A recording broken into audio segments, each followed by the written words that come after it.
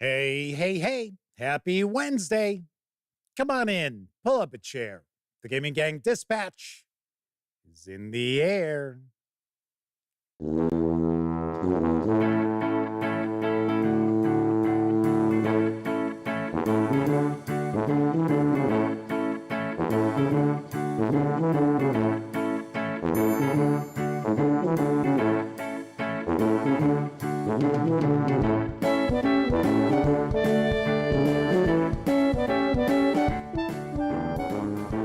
Howdy, gang, and welcome once again to the Duct Tape Studios.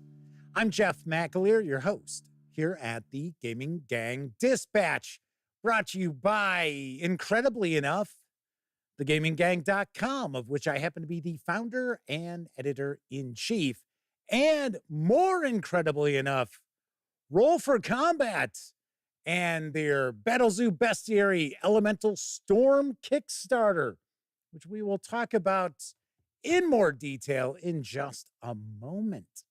So welcome aboard, everybody. Tonight is Wednesday, September 25th, 2024. This is live stream number 1104. If you're not overly familiar with the show, let me point out, super casual around here.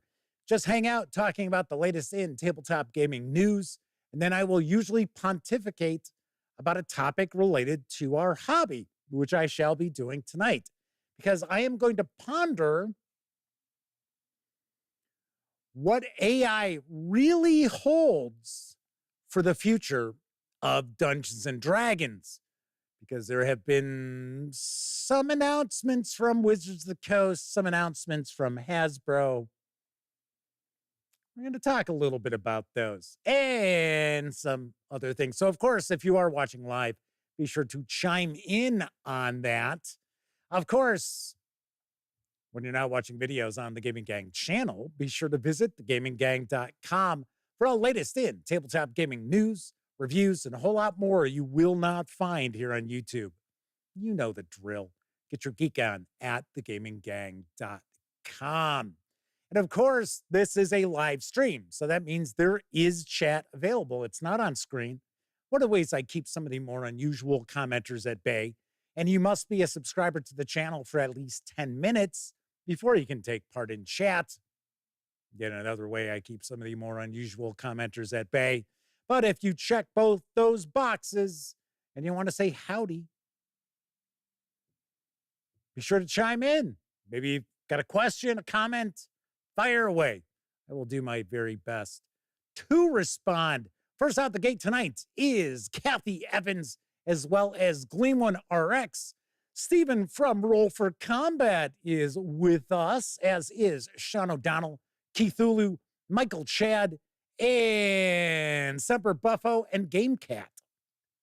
And I will take a guess that the lovely and talented Miss Sarah D is lurking in the shadows. She is one of our chat moderators with the glittery banhammer.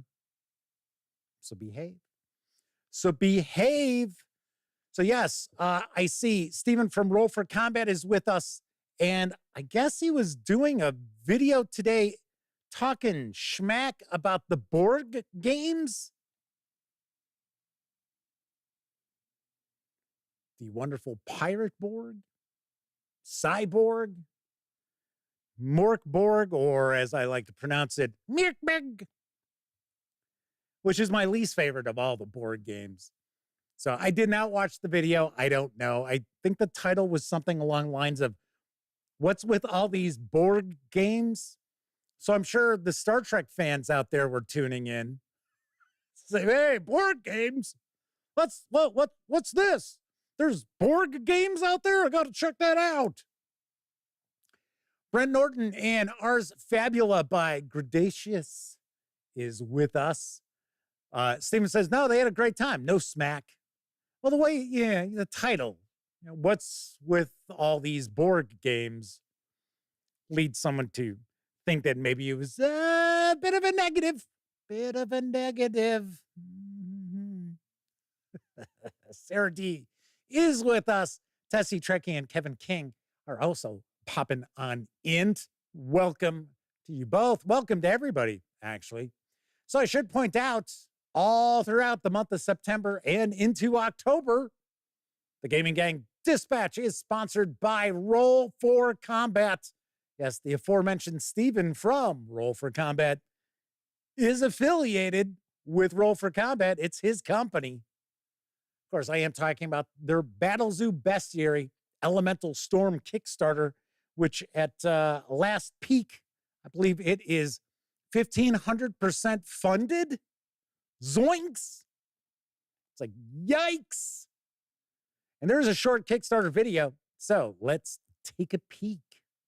Listen up, Dungeon Masters. Your players are falling asleep at the table. What? Your wizard is going to use catapult to throw rocks at a monster again? How about instead of that, the wizard covers their body in rocks and hurls themselves? Now you're thinking like a badass using Battle Zoo Bestiary Elemental Storm. Filled with over 150 innovative elemental monsters, new elemental spells, and the monster parts system, allowing you to craft weapons, armor, and magic items from the creatures you slay, infusing elemental magic into them with 20 unique elements. Sure, there's classics like air, earth, fire, and water, but there's even weirder elements like music, space, and time. Doctor Who, Doctor You. Wait, I'm a player, not a dungeon master. Why should I give a Well, Yahtzee, how about a brand new character archetype, the Monster Hunter? Climb on creatures, target specific body parts, and weaken them. Or just grab a small monster and use their attacks against the big one. Ooh, you sold me at big ones. Best of all, this archetype can fit along any class. Fighter Monster Hunter? Duh. Monk Monster Hunter? Sure. Wizard Monster Hunter? Well, it'll set the difficulty up, but go right ahead. Elemental Storm is filled with over 250 pages packed with stunning illustrations, detailed rules on the monster parts system, and so much more for your Pathfinder 2e and D&D 5th edition games. Click on the link below or head on over to kickstarter.rollforcombat.com to secure your copy of Battle Zoo Bestiary Elemental Storm today, and turn your table from slow and crunchy to fast and furious. The Battle Zoo Bestiary Elemental Storm is available for 5e Dungeons & Dragons or Pathfinder 2nd Edition. You can reserve a copy of the hardcover in the flavor of your choice for a $60 pledge, or score just the PDF for a $30 pledge through October 8th. And expected delivery is next spring. Once again, as I mentioned, the Kickstarter for Elemental Storm is over 1,500% funded. Yes. Maybe I'll sneak another peek inside my advanced copy, which I am sworn to secrecy about.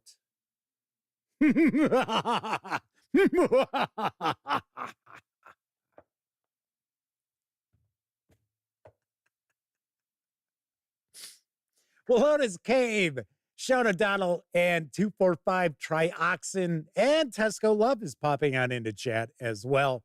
So Sean mentions that he thought that Steven from Roll for Combat was going to be ripping on the Borg games, but he has joined the art punk side. Funny enough, I haven't. I don't mind, like, Pirate Borg. I think Pirate Borg is excellent as a game.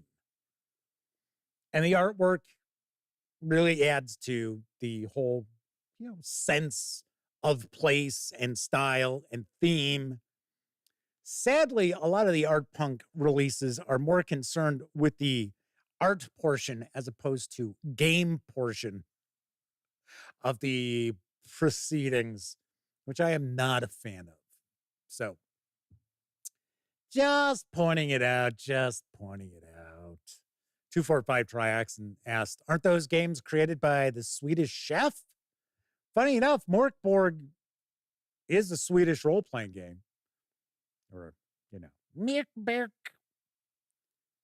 As far as Cyborg, I think Cyborg was also from the same creators. Pirate Borg is from Limithron, who I actually just got a box full of Pirate Borg goodies that I will be sharing looks at. In fact, the introductory adventure, what is it? Dead in the Bahamas or something like that, or Buried in the Bahamas. So we will be taking a peek at those shortly. So very nice. Very nice. Before we jump into the news, I got to say, you folks are getting spoiled today because including this live stream and the video that I will be sharing moments after this stream ends, you will actually have 4 new videos today on the Gaming Gang channel. So I shared an unboxing and first look at Pine Box, Texas Middle School for Savage Worlds Adventure Edition. So lots of heft in this box, a lot of goodies in this box. So that video's out. I did a War Game Wednesday video for a first look at 85 Afghanistan Graveyard of Empires Alone in the Mountains, which is a solitaire expansion for 85 Afghanistan. So I've got that. And if you look over my shoulder here, you may notice Call of Cthulhu, The Order of the Stone arrived. Now, I had already read the PDF. I was only waiting for this to arrive. Better include that 2-part. I was waiting for that to arrive so I could shoot the video. So that video will be up later on tonight, probably within about 10, 15 minutes of this stream finishing up. So, yeah, plenty of content. Anyway, Brent Norton's with us. Daryl Erritt's with us. Chris Lundgren has popped on into chat. We've got a big chat rocking and rolling already. Daryl says, busy guy. Yeah, I've got a lot of stuff to share with you. And tomorrow I will kick off the first week of the game sale. I'm going to have 10 items up for sale. I will post that on thegaminggang.com. Indarius Termina asks, am I going to do a Battle Zoo video? I've got a couple of releases that I am going to share my reviews of that are from Roll for Combat. I have the Enderman, I think that's how it's pronounced, book that I'll be sharing. And then after that, on the other, side of my shoulder here, away from the Order of the Stone, that is the creature, what is it called? Classic Creatures book. I will have my review of that as well. So yes, I will have some Roll for Combat reviews also.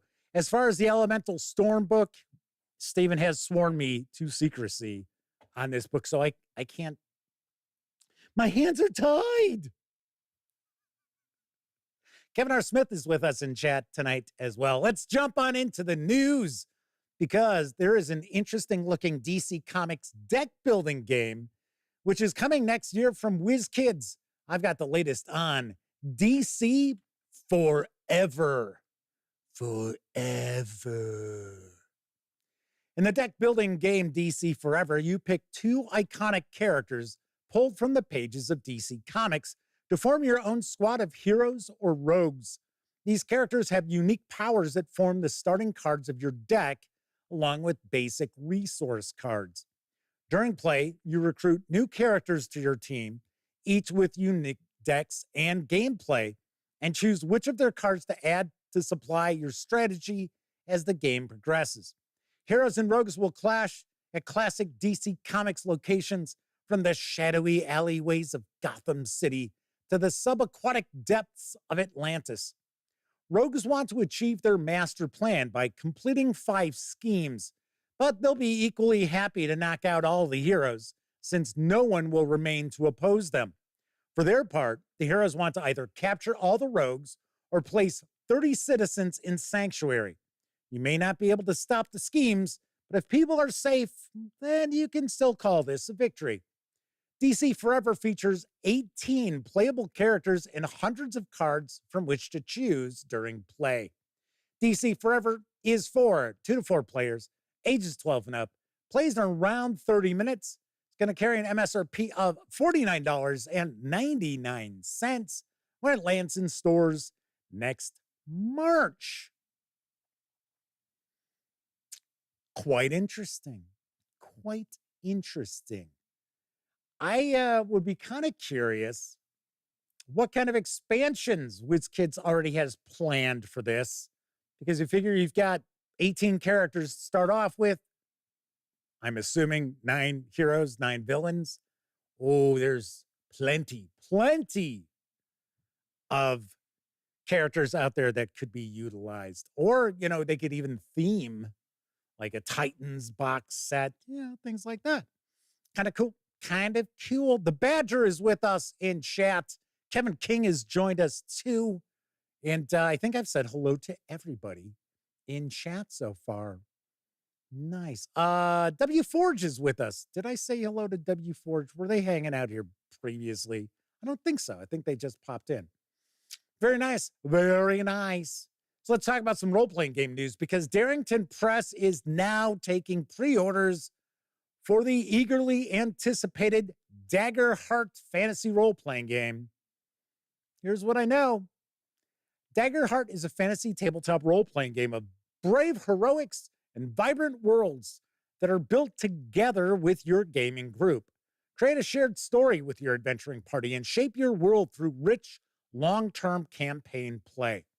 When it's time for the game mechanics to control fate, players roll 1 hope die and 1 fear die, both 12-sided dice, which will ultimately impact the outcome for their characters.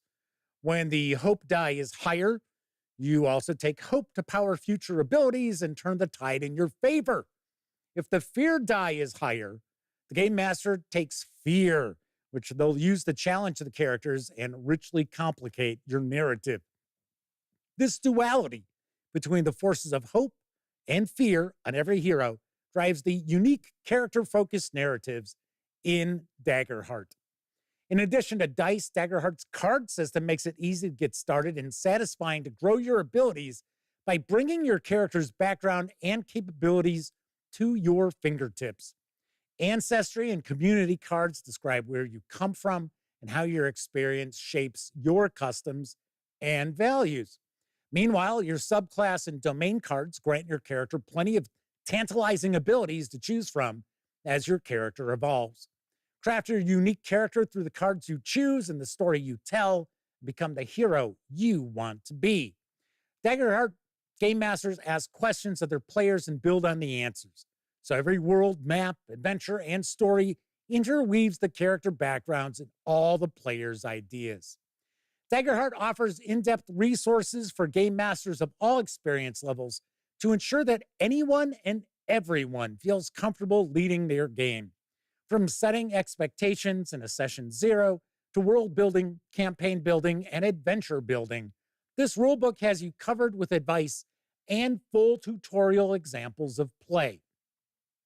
Once again, pre-orders have begun, and the standard core set, which includes the 300-page core rulebook with PDF, as well as 279 cards, carries an MSRP of $59.99.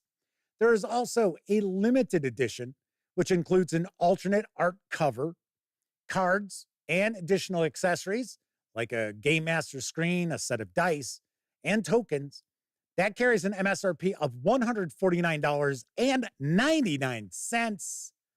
Of course, Daggerheart is slated to arrive next spring. You might be thinking, geez, Jeff, come on. You don't care about Daggerheart. This isn't your sort of game. Not necessarily. I'm interested. I'm curious about this. I am one of those curious sorts of people about this. Could be decent. Could be absolute crap. I don't know. I do not know. I have not dug into I think they're on the 1.5 beta at this point, I think. But they are getting close to wrapping this up as far as their design. So, I don't know. I know there's a download for players and there is a download for game masters out there. So, who knows? Maybe we'll get a chance to take a peek at this. Maybe we won't. Just, it's, I'm always on the lookout.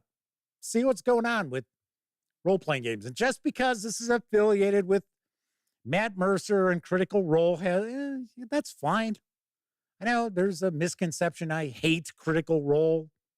I've got nothing against it. I got nothing against Matt Mercer or anybody affiliated with Critical Role. Just don't watch it. Never really watched it. It's just I'm not into watching actual play. So there is that. But we'll see. We'll see. Kevin King asks, is the setting as fairy tale as the artwork suggests? I don't know. I honestly do not know. Aren't they doing a live or an actual play of this on Critical Role? Isn't this what Critical Role is running now? I don't know. Somebody tell me. I thought they did. I don't know. Sean O'Donnell says, Demiplane has free character creation. Do you want to poke around with the mechanics? Sean also points out they've tried to shake up initiative. Well, that's cool. I like that.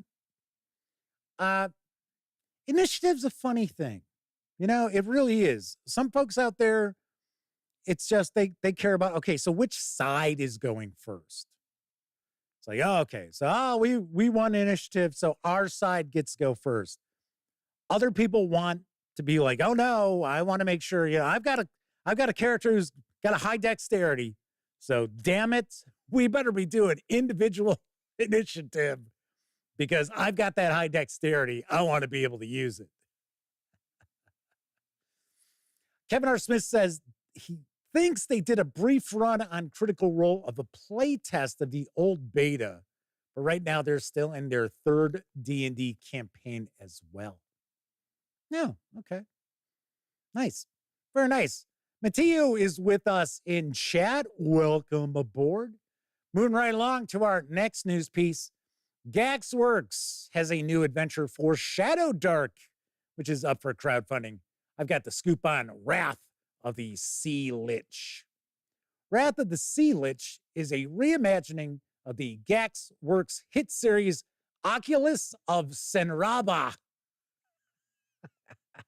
originally created for 5e D&D. Luke and Matt enlisted the help of notable designer Circe Victory to re-engineer the scenario for the critically acclaimed Shadow Dark system.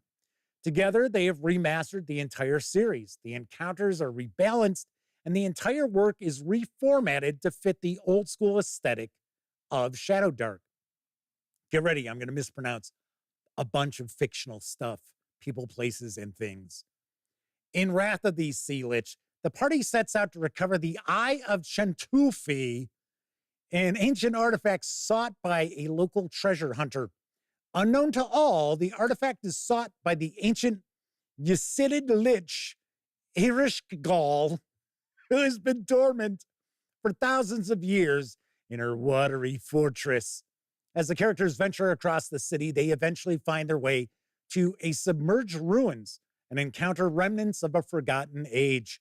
As they begin to understand the implications of Irishgal's return, the sense of urgency to find the artifact mounts. Lich's revival could bring serious consequences to the world, and the party must decide whether to use the power of the Oculus or find a way to destroy it. Be immersed in the thrilling and action-packed adventure in the world of Akurim. I think it's Akurim or Akurim. It's like the Gaxx Worx home, setting. It's like their Greyhawk would be, right? You know what I mean? Jelly bean. Throughout the Wrath of the Sea Lich adventure, the balance of Chentufi hangs in the balance as the city faces numerous trials. The quest to recover the ancient artifact, the Oculus of Senraba, becomes increasingly urgent as rival factions vie for its power. Natural elements threaten the land and mysterious events unfold. The fate of Chentufi and its people depends on the adventurer's ability to track down the Oculus and reclaim it from those who would wield it for evil, restoring harmony to the troubled city. There is a Kickstarter video for this, but unfortunately, the music sets off the copyright infringement. So, and there's no voiceover. It's just music. So I was like, eh. So we'll just stick to the images. The Kickstarter for Wrath of the Sea Lich is fully funded. In fact, I think it funded in about 10 minutes or so. You can reserve a copy of the hardcover, which includes the PDF as well as stretch goals, for a $60 pledge. Or if you want to just grab the PDF alone, which I don't believe includes stretch goals, you can do that for a $20 pledge through my birthday, October 24th. And expected delivery is next May. I got to say, artwork looks pretty good, pretty solid, pretty nice old school vibe to that. And it is for, incredibly enough, Shadow Dark. It is not for 5e. So I thought that was kind of nice. Very cool, very cool. If you are curious if Elliot and I are going to go to GaryCon, at this point in time, I have absolutely no clue. I don't know. Right now, Gamehole Con looks like it's out because I don't have anybody to go with. And I don't want to be spending $550 for a hotel. So, and then be, kicking it all by my lonesome for 5 days. So I don't know. But we have a good time at GaryCon, I should say. And when we went to Founders and Legends, I actually had an opportunity to talk with Luke Gygax for just a couple of minutes. Seemed like a very nice guy. Seemed pretty cool. All righty. So there you have Wrath of the Sea Lich for Shadow Dark. So if you're in the mood to save some money, we were talking about a Humble Bundle yesterday with a couple of Warhammer 40K role-playing games. Well, Paizo Inc. is teamed with Humble Bundle for a money-saving deal, which is focused on horror and undead-related Pathfinder releases. And I've got the deets on the deal. The undead never stood a chance. Gather up your party for endless tabletop role-playing fun with the Pathfinder 2nd Edition Bundle of the Dead by Paizo Inc. Experience Pathfinder like never before with new horror-themed campaigns and characters featuring the Book of the Dead, the Bloodlord's Adventure Path, Lost Omens, Impossible Lands, and more. Vanquish armies of zombies and monsters as an all-new customizable character. Join the Bloodlord's Council to rule the undead, or challenge your friends with your imagination and wit as the game master of these horrifying new campaigns. Okay, they're not new campaigns. They're recent campaigns. Get everything you need to embark on an epic journey together and support Take This. Now, you can jump aboard for a donation of as little as $5, which will actually get you the Pathfinder 2nd Edition core rulebook. No, it is not the remastered rulebook. It is the 2nd Edition core rulebook. I say it all the time. The remaster isn't radically different. It is different, don't get me wrong, but it's not radically different. Plus, all the content that's included with this is written for 2nd Edition, not 2nd Edition remastered. So you get the core rulebook. You even get the beginner box for that $5 donation. Now you can go all in for a minimum donation of $35 to score all 53 items in PDF or digital, because it also includes the entire Bloodlord's Adventure Path for the Foundry virtual tabletop, which I think just 1 or 2 of the chapters of that adventure path for Foundry would come out to more than that, come out to more than $35. So I should mention that. And if you donate $50 or more, it is going to provide you with a physical copy of Book of the Dead. And if you're curious, Sammy reviewed Book of the Dead, and if memory serves correctly, she thought it was excellent. think it was a 9 out of 10 was the review score that it got. Pretty nice. Pretty nice. These savings are going to run through October 9th. And don't forget, your donation will support the mental health nonprofit Take This. So people are asking as far as the edition. Indarius Terminus says they really like Book of the Dead. Yeah, it's actually pretty cool. I did not dive into it deep enough to do a review, but I did peek through it. So I was like, oh, that's kind of cool. Yes, it has ancestry rules for skeletons. As far as Kevin King's talking about converting it to first edition Pathfinder, yeah, that would be a lot of work. It would be a lot of work, in my opinion, because there is quite a vast difference between first edition Pathfinder and second edition Pathfinder, especially the action economy, which is what, in my opinion, sets Pathfinder apart from other role-playing games. The action economy really does. And the remaster has kind of cleaned the action economy up a little bit. Sean O'Donnell points out that the Foundry modules are really great too. Yes, Paizo Inc. does a really nice job with the Foundry virtual tabletop releases.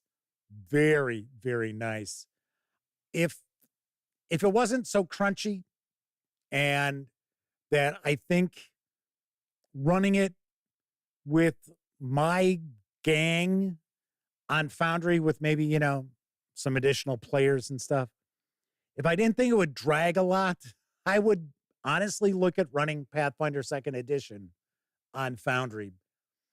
But I think that my group, the action economy, would stall them out. It's just my opinion, my thoughts on that. But this is a fantastic deal.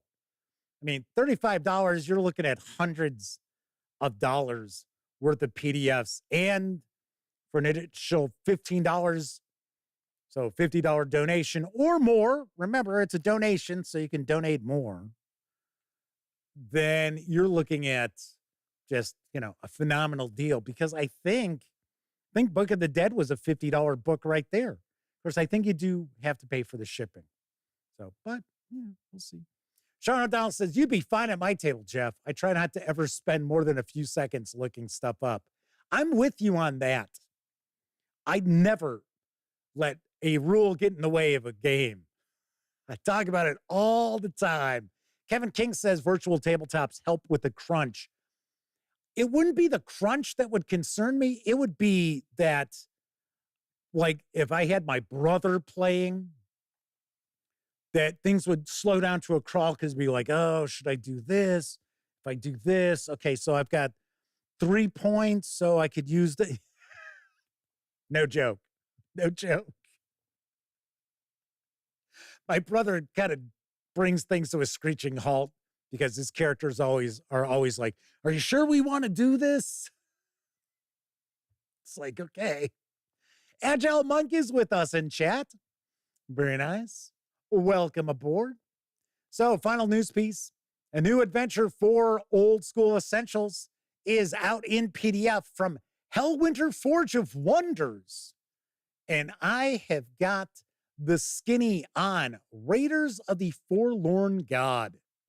A brand new adventure for OSE.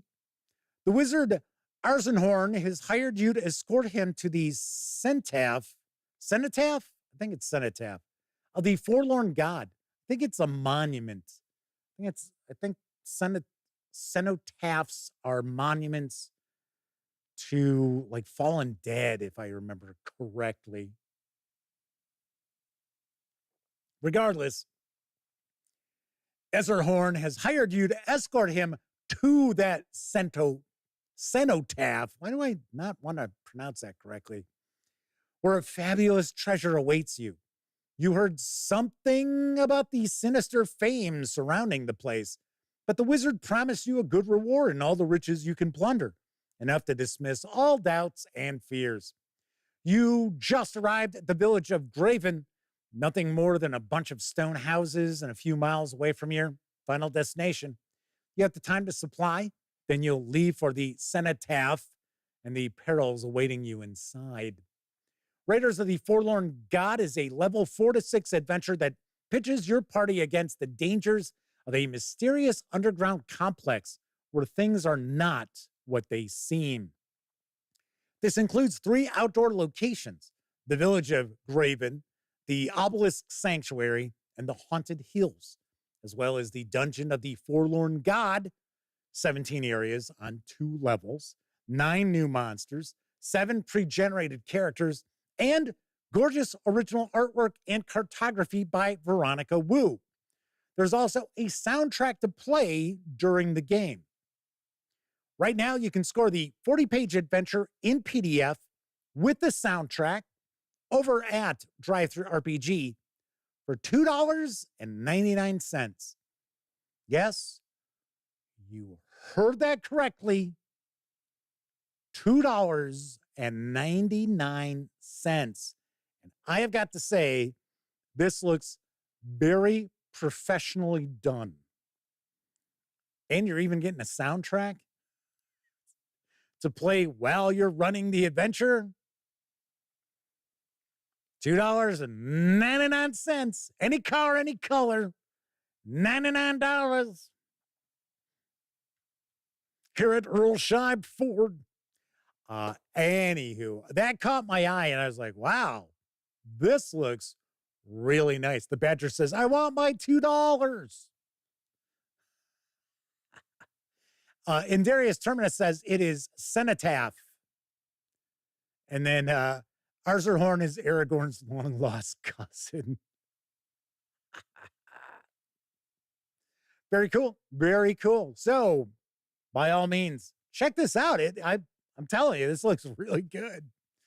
All right, that is it for the news tonight. Of course, I was just talking about DriveThruRPG. Don't forget, the Gaming Gang, thus the Dispatch, is affiliated with the One Bookshelf sites.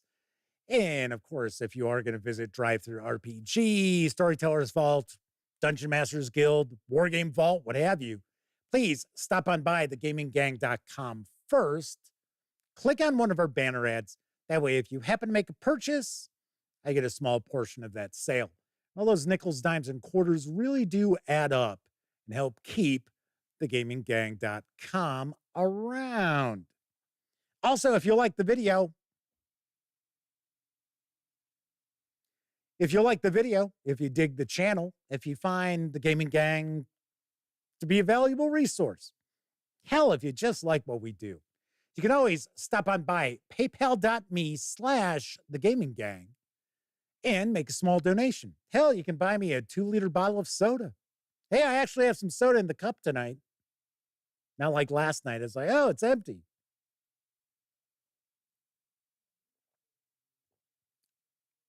Lovely. And there are some of you out there who stop by paypal.me/thegaminggang and make not small donations. Big thank you to folks out there like Agile Monk and the Madman, Joshua Edwards, and Kevin King.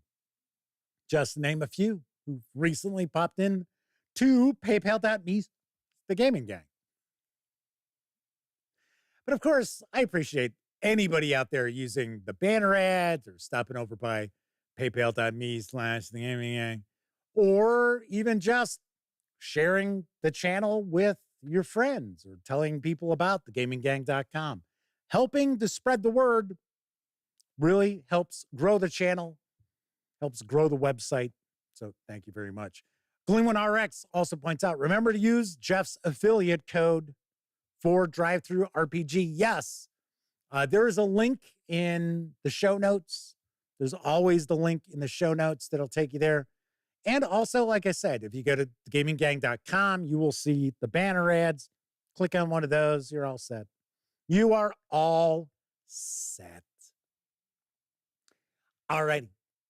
So tonight, we are going to talk about what AI really means for the future of Dungeons and Dragons. And I want to make sure, if you're hanging out, watching live, take part in this conversation, because I don't have answers.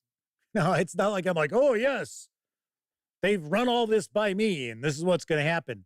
But I do have some feelings about certain things. And I know a lot of people are very freaked out. They are, and it's always something with Wizards of the Coast and Dungeons and Dragons. Always something that makes people,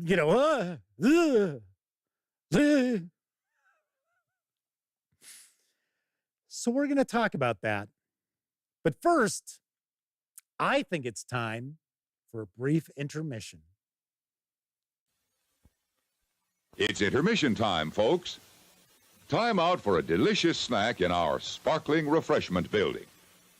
Every item a fresh, appetizing taste treat.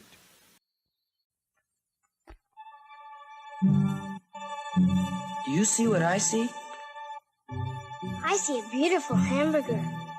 I bet it's a clue. Yeah, I bet.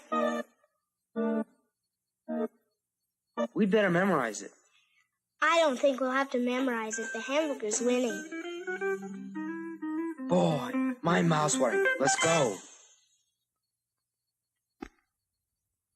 Try our delicious pizza. It's ready and piping hot at the Refreshment Center now. Hungry, but the ordinary things don't seem to appeal? Then try one of our frozen delicacies. They're taste treats that hit the spot, refreshing and cooling without being too filling, satisfying without being too rich. Give yourself and the whole gang a taste dividend. Select the frozen treat that pleases you. How'd he get so big? On Wilkins Coffee. Wilkins Coffee isn't that good. Once in a while he gets an extra tidbit.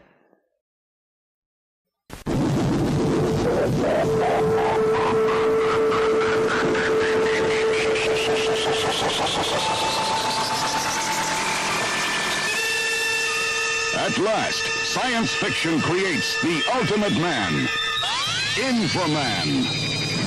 And a motion picture creates the ultimate spectacle.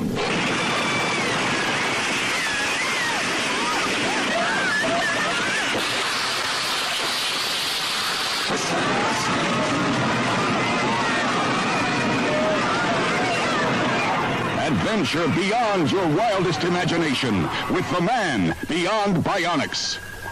6 million light years beyond believability.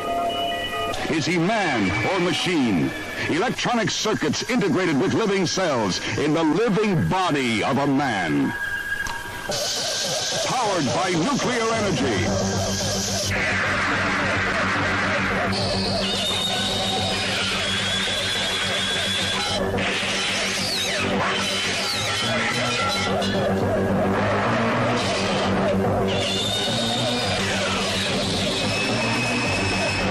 Inframan. You won't believe your eyes.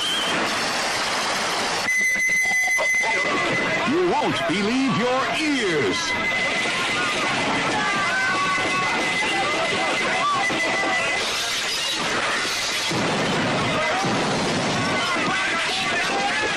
You won't believe your mind. Now, Joseph Brenner brings you the most advanced product of bionic science, towering above them all. Thunderbolt fists. Rocket feet. Can Inframan survive heat that melts rock? Cold that freezes fire? Is Inframan a match for men of steel?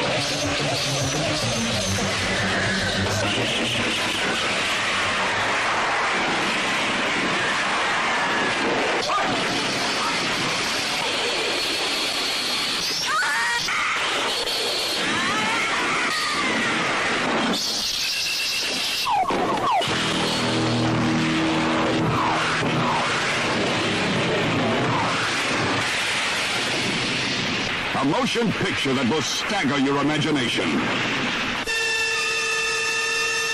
Inframan, the ultimate in science fiction.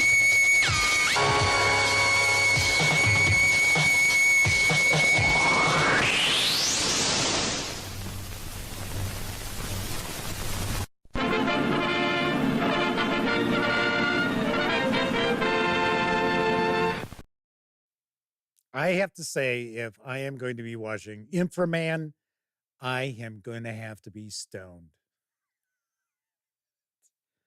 Just have to. No way around it. He's jumping around, dancing around, and I can just imagine he's just sitting there going, I feel great. It's like what the hell? I do not think I ever saw that movie. And it's kind of funny because there are a good number of, they're not, well, I guess they would be considered kaiju movies, even though the main giant isn't a kaiju, it's like a person. I don't think I've seen that one because I swear I would have remembered those heads popping off and biting. That's not something you forget, right? All righty then. Keith Lewis says you should see it, Jeff. Because actually, when that trailer started, I saw Keith Lewis like, oh, it's Inframan, yes. It's like, all right. Verbal Bite and Keldon are with us in chat tonight. Keldon says Inframan was intense. I need to go lay down. Gleeman RX says that's the kind of movie that inspired Michael Bay to become a director, or at least the sort of director he is now. Anyway, so tonight we're going to talk a bit about what AI truly holds for the future of Dungeons and Dragons. And the reason why I mentioned Dungeons and Dragons is because Wizards of the Coast and Hasbro are really, to my knowledge, the only even relatively major role-playing game publishers. And of course, Wizards of the Coast is a division of Hasbro. But they're the only ones talking about how they're really going to embrace AI. And most publishers out there are saying they're going to do the exact opposite, that they are going to be AI-free publishers. So the first thing I want to mention is that AI is going to represent a lot of different things as far as Dungeons and Dragons. I know some people think, oh, AI, immediately they start thinking of not having a dungeon master, where the dungeon master is replaced by AI. And then we have other people think of AI with Dungeons and Dragons as far as character creation or story creation, adventure creation. Others think of AI as utilizing AI for artwork, which a lot of people are firmly against, including yours truly. So I will not share coverage of any gaming product that I know utilizes AI artwork. Now, does sometimes a news piece slip through that I wasn't aware of? Yes, very rarely. So that's another aspect of AI. And I think what really got a lot of people concerned was the CEO of Hasbro back on, what was it, September 10th-ish, actually gave a presentation to a Goldman Sachs conference, which right there, that you're looking at that being investors. So Chris Cox is the gentleman's name who's the CEO. And no, I will not make any jokes. I think that's just way too low-hanging fruit.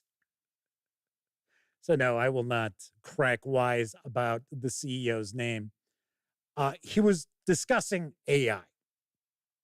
And he was discussing not only AI's use for Hasbro, but more specifically, Dungeons and Dragons. And I also see Peaceful Porcupine is popping on into chat. So there's some discussion about AI. Do you accept AI? Kevin King is, AI is your friend. Acceptance of AI is mandatory. Do you accept AI, citizen? Yeah, I get it. Clement RX is Goldman Sachs. We know how this goes.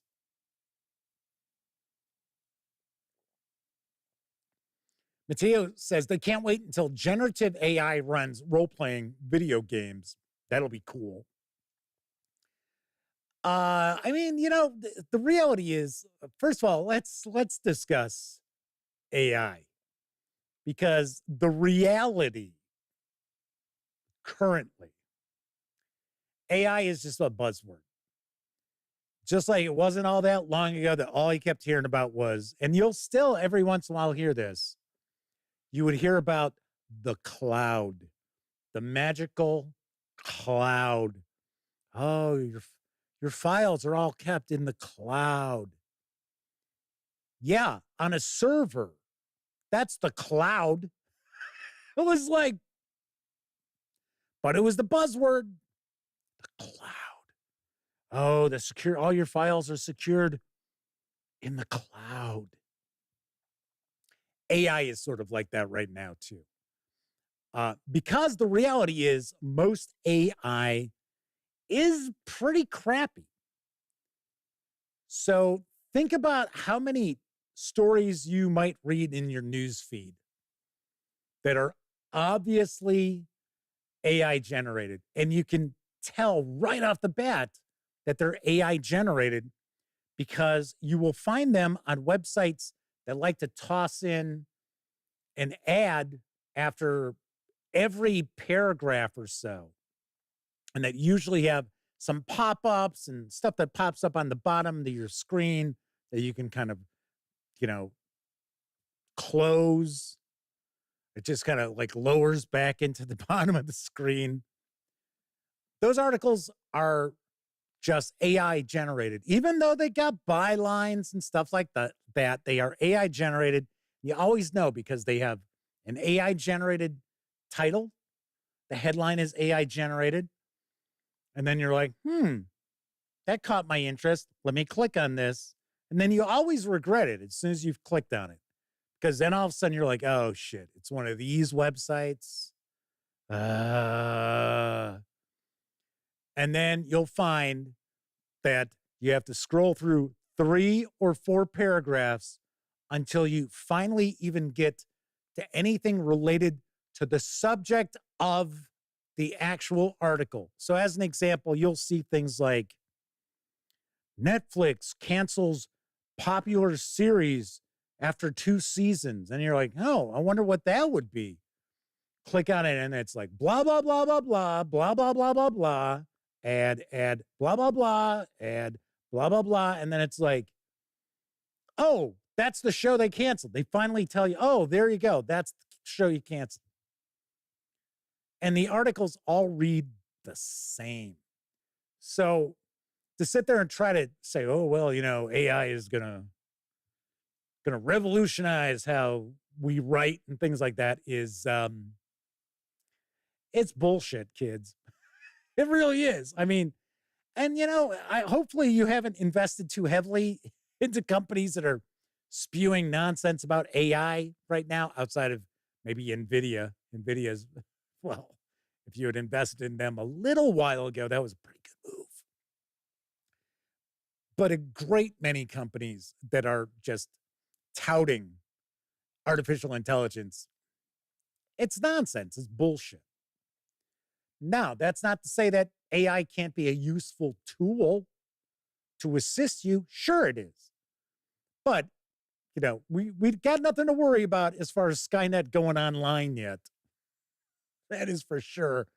Indarius Terminus says current AI is less intelligence and more word collage vomit. Yes.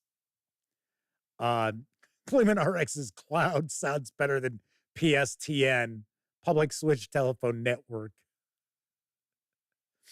Keldon says, remember when VCRs were going to ruin TV? I remember I've shared that kind of like movie ad where it's about how cable TV is going to kill free television. It's like, oh, don't pay for television. The monsters. Maybe I'll pop that into tomorrow's brief intermission. Daryl Arrett says, NVIDIA was the first stock they ever bought. 100 shares at $16 a share. 2001. That's a pretty good deal. Pretty good deal. Chris Lundgren says they use Copilot and Gemini for helping them flesh out ideas and for grammar checking. Well, yeah, I can understand that. Anyway, well, Vorpal Bite says, I miss old-fashioned television. Yeah, in some ways. Yeah. You know what? I miss the big event television. You know, like oh wow, you know, like the Roots or the Holocaust or Winds of War. You know, you'd be like, whoa, Shogun. Although the new Shogun was excellent. I remember the original Shogun too. All right. So anyway, so people have gotten concerned because the CEO of Hasbro was at this conference for Goldman Sachs, and he gave a presentation, and I'm going to quote some of the things he said. I'm probably more excited, though, about the playful elements of AI. I play with probably 30 or 40 people regularly. Okay, right there, my bullshit-o-meter is going way off. It's like, okay, the CEO of Hasbro is sitting around playing Dungeons and Dragons with 30 or 40 people regularly. Okay, so for one, if you really were, you would know how many people you play with.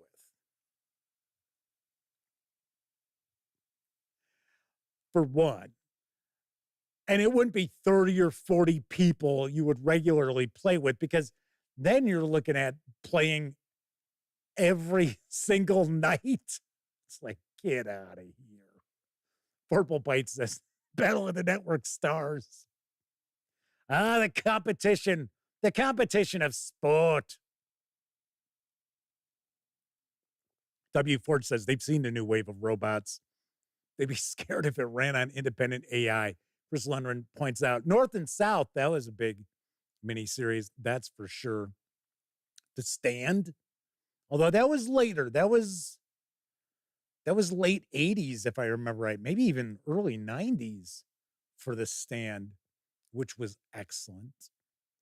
Keldon says they remember checking TV Guide to find out when your favorite Christmas special was going to air. Yep. Agile Monk says, how does he have time to do his job if he's playing D&D with 40 people? Right, that's what I'm saying. Yes, bullshit-o-meter. He continues, there's not a single person who doesn't use AI somehow for either campaign development or character development or story ideas. I'm sorry, out of the 31 or 41 people, they're not all using AI. They are not all using AI. In fact, I would say the vast majority of players are not using AI in any way, shape, or form for their role-playing games. Maybe they use AI to clean up their background story. Maybe. So they're talking, is the CEO of Hasbro actually doing his job? And Darius Terminus says, you assume he does his job. I don't know. This is not the Chris Cox Smack Talk show. Don't know anything about them. Not here to, drag his name through the mud or anything like that. I am just saying this is all the usual salesman pitch, CEO speak. He continues, the themes around using AI to enable user-generated content, using AI to streamline new player introduction, using AI for emergent storytelling. I think you're going to see that not just our hardcore brands like D&D, but also multiple of our brands. Also pointed out that so many people using AI that he plays Dungeons and Dragons with, the entire small town that he grew up in, every citizen he plays D&D with on a regular basis, 300 to 400 people, points out that's a clear signal that Hasbro needs to be embracing AI.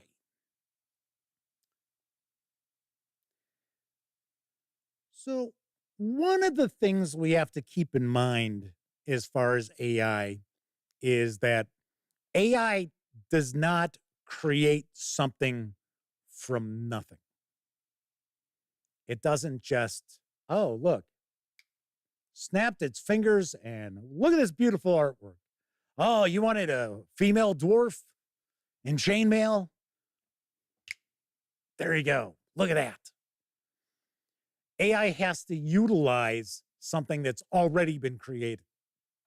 So it's either got to use artwork, it's got to use a written form of some sort. Could be a novel, could be an encyclopedia, what have you. I mean, there's trillions upon trillions of written works out there that are digitized that AI could access. So something else we want to keep in mind too is as far as the creators. So you may remember, well, what was it about? It's about 1999, 2000, that the CD of, or I think it was a DVD, was being sold, and it was all the past issues to that point of Dragon Magazine. And Wizards of the Coast, and who else was it? I think it was like the New York Times had their finger in the pie of that. They claimed that they could do that because the authors and artists and everything else had been paid for their work, so they could publish it, digitally if they wanted to, and not have to cut them, a check for royalties or anything like that. Well, they lost that. But that was a big deal about creators' rights. Sadly, if you look at the comic book industry, creators' rights have not existed for the most part since the beginning of comic books. Things have changed quite a bit in the past 20 years, but for some strange reason, role-playing games, they've been a bit better as far as the creator rights than, say, comic book artists and creatives there. But I think a huge issue we get with AI is that who's getting paid? And I do understand the main reason Hasbro wants to tout AI and get AI embedded into not only Dungeons and Dragons, but anything else that they can possibly utilize AI for is, well, then they don't have to pay people. They can sit there and cut payroll tremendously if they're utilizing AI. So let's be honest here. That is the main appeal to Hasbro and Wizards of the Coast as far as utilizing AI, is that it will save them a tremendous amount of money with payroll and freelancers and things like that. And one of the problems that we've talked about, at least in my opinion, that has been a downfall of Dungeons and Dragons over the past few years is that they don't really have that many people on payroll for D&D. And I know people argue with me about this all the time, but all you have to do is crack open any D&D release and you will see, a huge list of freelancers And then you'll see just, oh, the, lead designer. Well, yeah, okay. So Chris Perkins is on the payroll. Okay, that's one. Usually, and I don't know, I don't follow, too much. I don't take that deep a dive into who works for Dungeons and Dragons for Wizards of the Coast and who doesn't. But a lot of times it's been about a dozen people or less who were full-time employees. So I don't know. But yeah, that is really what you're looking at as far as why Hasbro and Wizards of the Coast are really pushing AI. It's so they can save money. So they can make more profits, so they can report more profits to their shareholders, because that's all business is anymore in the United States. It's all about the shareholders. Who gives a shit about the economy and the working people, and if you can afford to pay for their products or anything like that? It's all the shareholders. That's it. Don't get me wrong. I'm not saying that corporations shouldn't concern themselves about their shareholders. But it comes to a point where it's like, okay, so how much profit can you possibly make at the expense of something else? Anyway, that's a completely different story. But as far as AI goes with adventure creation, let's talk about that. Let's talk about adventure creation, content creation. We're not talking about it replacing the game master, the dungeon master in this case. We're just talking about creating adventures in that. And I would have to take a stab, having seen a lot of Chat GPT generated trash, that would be the case with AI generated Dungeons and Dragons adventures and player facing books, things along those lines. Because right now, it's my understanding that there is a glut of Chat GPT created PDFs over on like Drive Through RPG and Dungeon Masters Guild. I think it's really heavily prevalent in D&D for some reason, third-party D&D stuff, that we're seeing a lot of just AI-generated dreck. And people are getting upset, at least that's what I'm hearing, kind of like, in the wind with some of the garbage that, it's being sold for, $1, $2, whatever, through the One Bookshelf sites. And the One Bookshelf sites aren't making it clear that, hey, this is AI created. This is not, there's no real author here. I don't know. W. Forge says, wait till Hell 9000 wants its cut. Hello, Dave.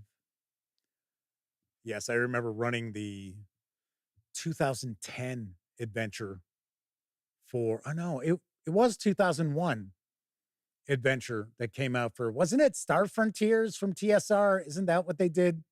2001 and 2010? W. Force says, open the pod bay doors, Hal. How about a game of chess, Dave? So W. Ford says, well, if Apple is jumping on the AI bandwagon, everyone will want to follow a market leader. Yeah, but that doesn't necessarily mean it's a good thing. Apple's got their problems too. And I have been part of the Apple ecosystem in the past. I still utilize what is it? It's an iPad, but it's a specific kind of iPad. It was kind of like top of the line iPad a few years back. So I don't have any sort of hatred for Apple or animosity towards Apple. I mean, it's technology. It's tech. That's fine. Whatever. I'm not one of these people where it's like, oh my gosh, I would only buy Samsung. I would only buy Apple. No. So I don't care. Android, Apple, iOS, does not matter to me. Whatever works best, whatever I'm getting the most bang for my buck is what I'm looking at. Okay, so as far as content creation, I personally think at this point in time, especially, AI is just not going to do it. Kevin King said that Tenkar over at Tenkar's Tavern, isn't that the website? Pointed out today that Drive-Thru RPG is now scanning products and tagging them with most likely human-made or AI-assisted. I have seen that. The Badger says that they were waiting for me to whip out an Apple Newton. No, I never had one of those. No.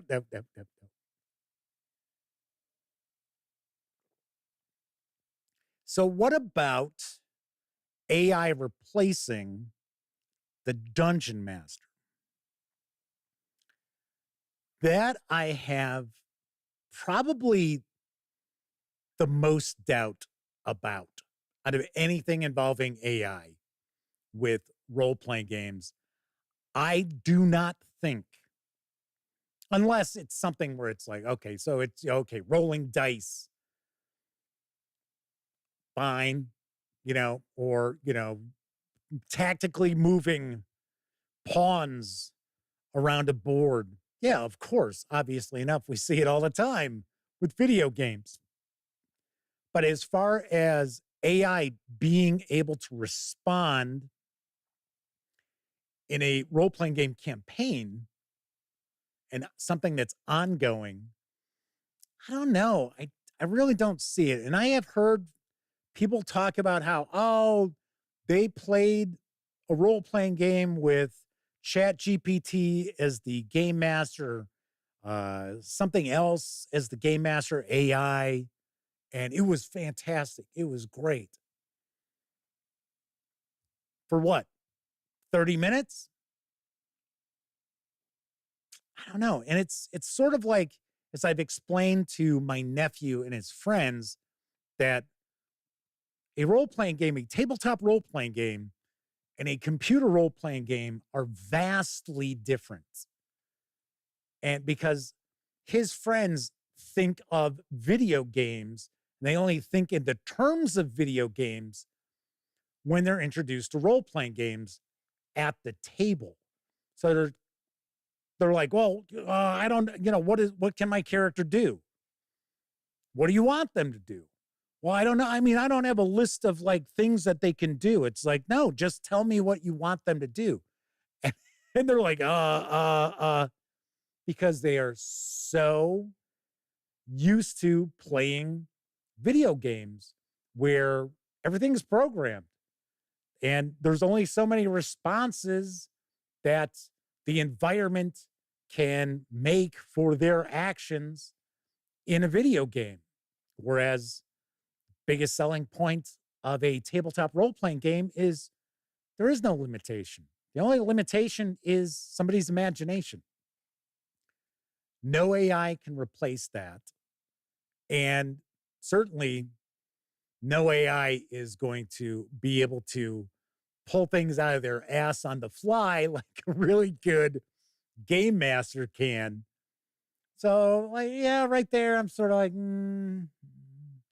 Now, that doesn't mean that Wizards of the Coast isn't going to do their damnedest to try to sell the concept of having an AI dungeon master. Oh, I'm sure that they're working very hard on that.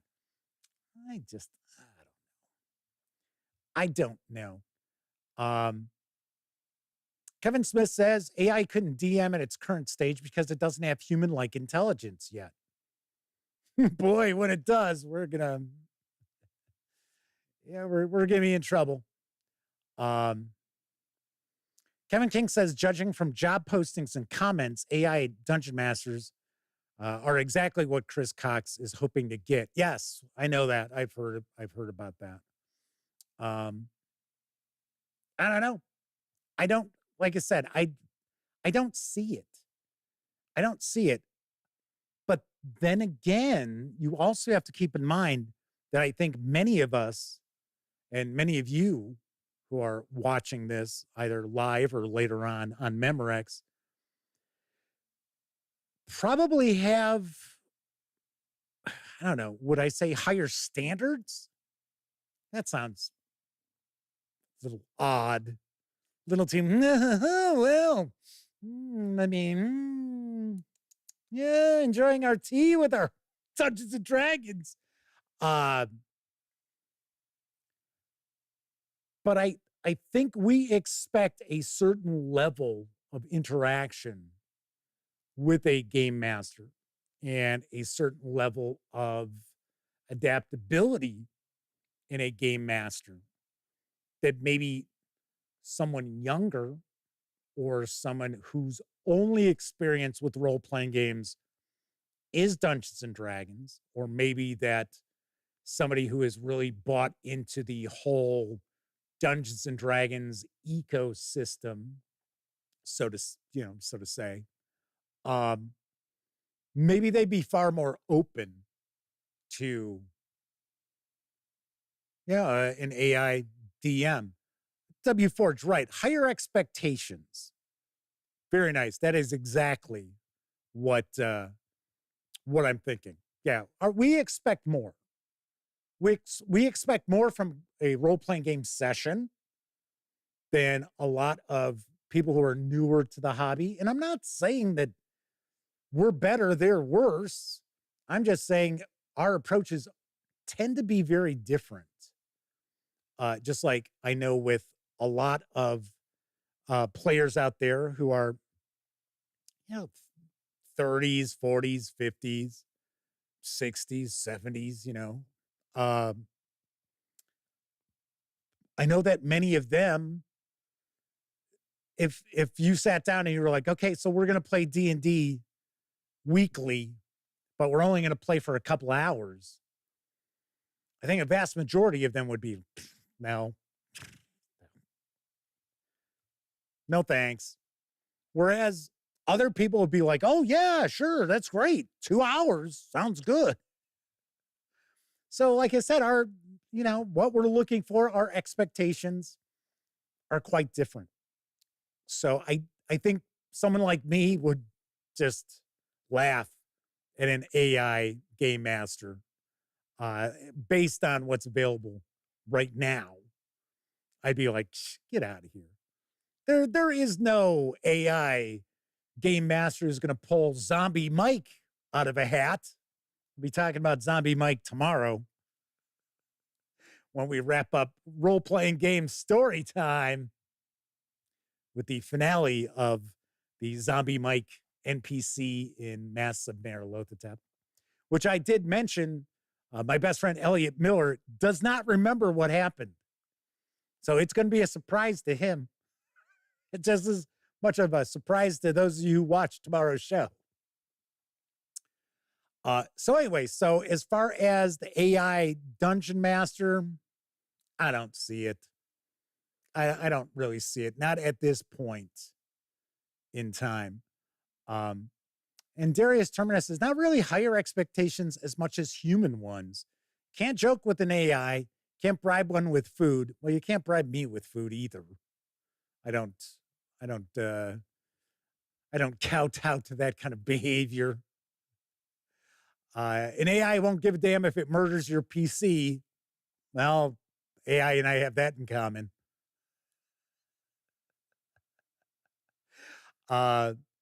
Darius says that's why people scum save in video games.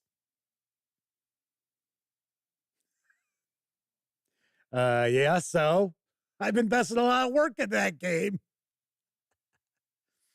W Forge says, yeah, would an AI GM understand sarcasm? Well, a lot of people out there don't understand sarcasm from human beings either. So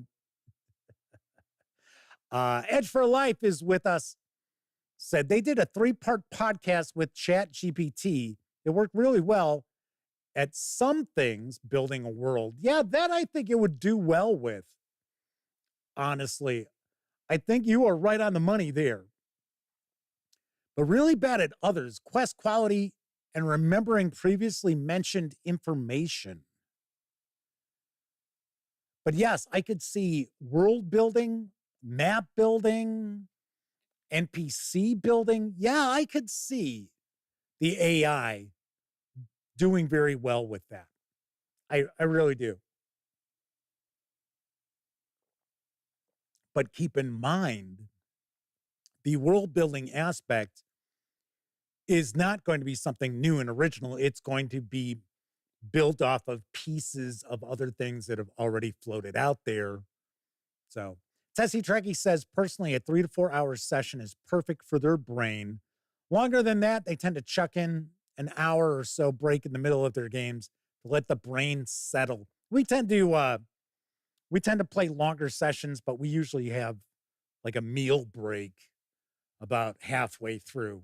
So like pizza or sandwiches or what have you. So myself personally, I like to do about 6 hours. I think you get a lot done, and it gives me an opportunity to really end on a cliffhanger. Whereas, 2 hour session, 3-4 hour session, depending on how long certain things take, might be sitting there going, oh, well, it's time to wrap this up. And I have no opportunity to leave you hanging. Right? You guys are all riding your horses. Okay, well, next time we get together. Edge for Life says they agree with pieces being pulled from other sources. I think of it like modern bands being influenced by older bands. A little more plagiarism than that. Matteo says it's good for generating random tables for inspiration, but you always need to rewrite. All right, very nice. Chris Lundgren is calling it a night. He and his cockatiel buddy. Adios. We will see you later. Let's see. Other things as far as AI, and we'll wrap this up in a few moments as well. Like I said, I think it would work pretty nicely for your world building, for your map building, for like city and town building. I think that would probably be pretty good. I think it would be pretty good at populating various different areas of your map or towns and villages as far as, oh, there's the blacksmith, there's the sutler, there's the farmhouses, stuff like that, Dale Errett says AI is a helpful tool to ease game prep. Yeah, that's something else I would think it would probably be pretty decent at. I would think it would also be pretty decent at summarizing things for you too, providing you with bullet points to make your life as a game master easier. Rogue Thinker says it's good for NPC images. Yeah, but it's ripping off other images from other artists. So, and yes, I get it. You're not selling it. It's not like you're putting it in your own adventure that you're then going to turn around and publish. I get it. I just don't feel comfortable with that. Just like I always go and find artwork to use for the thumbnails a lot, and then I'll give credit to the artist in the show notes. Could I go and have AI generate images and stuff? Yeah, I could. But Rogue Thinker says AI doesn't copy images. Tell some artists that, because they don't. I don't think so. I don't think AI is just coming up with this stuff on the fly. It's got to pull from something. So Matthew Blackwell's with us in chat. Welcome aboard. All right. So in summary, I think a lot of people are freaking out about AI in Dungeons and Dragons, that you're not going to see dungeon masters anymore and things along those lines. That's not going to happen. There's nothing for people to be worried about. I don't foresee in the near future that it'll be able to, replicate a human game master, because it certainly is not going to be able to adjust things on the fly and roll with the punches and things like that. So, Peaceful Porcupine says, I feel bad for the artists who were so oversampled that their original art now looks AI generated. Yeah, that's true too. Anyway, yes, AI is a big topic, as Rogue Thinker points out. Yes, that's true. I mean, you can't necessarily be completely against AI if it makes life easier for people. But you can also be against AI if it's going to take food out of people's mouths, if it's going to cost people jobs. Then you can have problems with it then. But so, it's the genie's not completely out of the bottle yet, but it's pretty close. It is pretty close. But as far as AI with Dungeons and Dragons, I don't think it's anything to really concern yourselves about. I think mostly the CEO of Hasbro talking at that Goldman Sachs conference, it was, once again, sales pitch, CEO speak.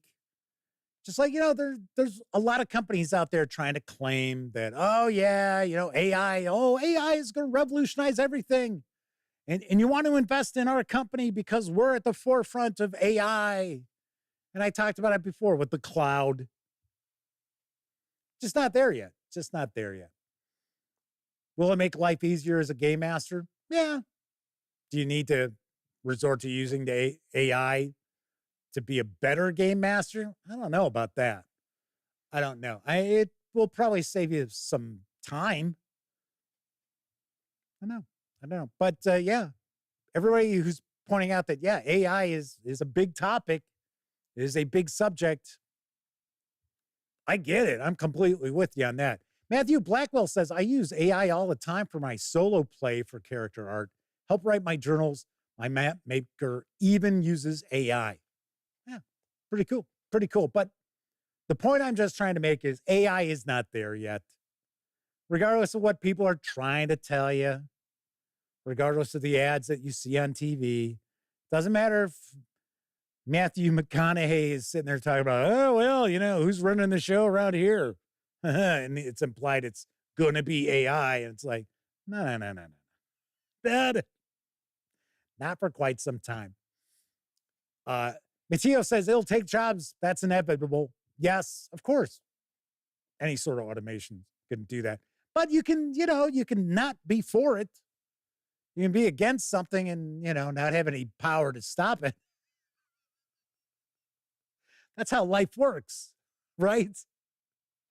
All right. Anyway, that is it for tonight's show. Once again, don't forget, about 10, 15 minutes after I wrap, I will have my review of Call of Cthulhu, The Order of the Stone up for you to check out.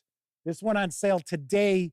It was embargoed until today, and that book just showed up today. Thankfully, I had already read the PDF, so I was ready to do my review. So if you are curious about it, check that out in just a little bit. Of course, tomorrow it will be the September Ask Me Anything, as well as the finale of Role-Playing Game Story Time as I wrap up the tale of Zombie Mike terrorizing my players in my 1980s Massive Nair Lothotep campaign. And of course, we'll have some news and all that as well. All right. That's it for this time out. If you were watching live, thank you very much. If you watched live and took part in chat, a bigger thank you. But of course, I know a lot of folks out there, they don't get an opportunity to watch live. So it doesn't matter if you're watching live or on Memorex. I really do appreciate you taking time out to watch any of the videos here on the channel. If you like the video, by all means, please give it a quick thumbs up. Subscribe to the Gaming Gang channel if you haven't already. And if you do subscribe, don't forget, ring that bell. It will not only let you know when the Dispatch streams live, Tuesday, Wednesday, and Thursday evenings, right here on YouTube at 7 p.m. Central. I'll also let you know when I share other videos, such as today's unboxing and first look at Pine Box, Texas Middle School for Savage Worlds Adventure Edition from Pinnacle Entertainment Group. Also, big thank you to this month's sponsor, Roll for Combat, and their Battle Zoo bestiary, Elemental Storm. If you haven't checked out the Kickstarter, please do. You might be amazed to see what's part of the Kickstarter. It's some pretty cool stuff. All right. So everybody enjoy the rest of your morning, afternoon, evening, whatever time of day it is in your neck of the woods. Once again, I'm Jeff McAleer. Thank you very much for watching. And here's hoping all of you get to enjoy plenty of great gaming with your gang.